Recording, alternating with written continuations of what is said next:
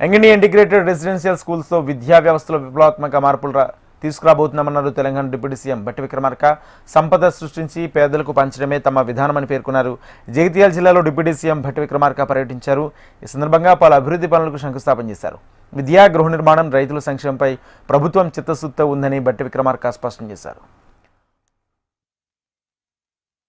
ఈ రాష్ట్ర వ్యాప్తంగా young India integrated residential schools ఆ స్కూల్స్ మామూలు స్థాయిలో కూడా ఉండటానికి వీలు, ప్రపంచంతో పోటీ పడే స్థాయిలో ఇంటర్నేషనల్ స్కూల్స్లో ఏ రకమైనటువంటి విద్యా బోధన చేస్తారో ఇంగ్లీష్ మీడియంతో సహా ఆ పాఠశాలలో ఉండేటువంటి అత్యున్నతమైనటువంటి సంపన్న వర్గాలు చదువుకునే పాఠశాలలో ఎటువంటి వసతులు ఉంటాయో ఆ వసతులు అన్నీ కూడా మనం కల్పించే యంగ్ ఇండియా ఇంటిగ్రేటెడ్ రెసిడెన్షియల్ స్కూల్లో మన పిల్లలు మేము అది మిస్ అయ్యామనేటువంటి భావం రాకుండా ఉండే విధంగా డిజైన్ చేయాలి.